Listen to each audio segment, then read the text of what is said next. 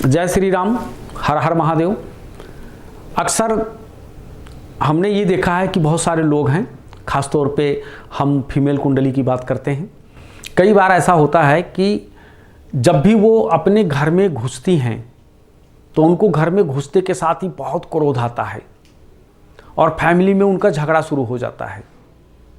और वो झगड़ा इस कदर बढ़ जाता है कि उनको बहुत सारी प्रॉब्लम आती हैं, बहुत सारी दिक्कतें आती हैं और उनको ऐसा लगता है कि हमको ये लग रहा है कि हमारे घर में किसी ने कुछ कर दिया है, क्योंकि मैं बाहर रहती हूँ तो बहुत सुखी रहती हूँ, लेकिन जैसे ही घर के अंदर घुसती हूँ तो हमको प्रॉब्लम पैदा हो जाता है और हमको क्रोध आने लगता है, झगड़ा करने लग जाते हैं। हमारी सास से नहीं पड़ती, ननद से नहीं पड़ती, पति से नहीं पड़ती, हर किसी से हमारा झगड़ा चलने लगता है।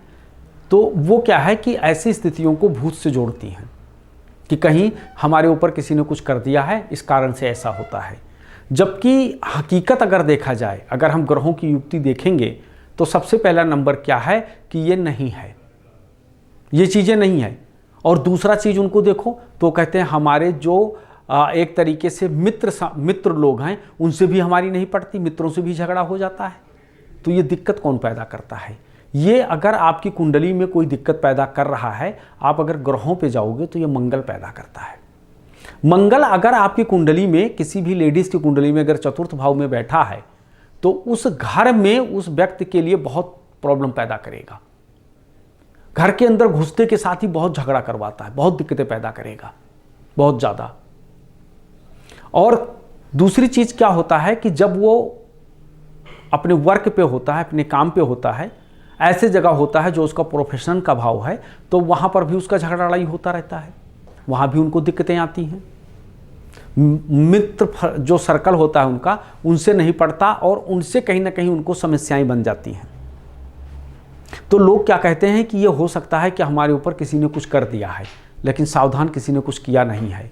बल्कि आप अगर अपनी कुंडली उठा करके देखेंगे तो इन सब चीज़ों का सबसे बड़ा जो कारक ग्रह है वो मंगल है, जो मंगल ने आपको इन सब दिक्कतों में डाल रखा है। तो आपका सबसे पहले नंबर क्या है?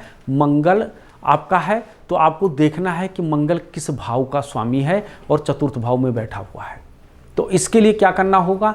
आपको मंगल जिस घर का स्वामी है और जिन जिन घर से आपको प्रॉब्लम हो रही है उनका अलाइनमेंट करना होगा, उनका आपको रेमेडी करना होगा। अगर उनका आप करते हैं तो आपके जीवन में कोई दिक्कत नहीं आएगा, सारी समस्याओं का अंत हो जाएगा। जो भी है, जो आपको सुख से संबंधित चीज़ों में दिक्कत दे रहा है, वो सब चीज़ें आपके लिए बहुत सही हो जाएगा।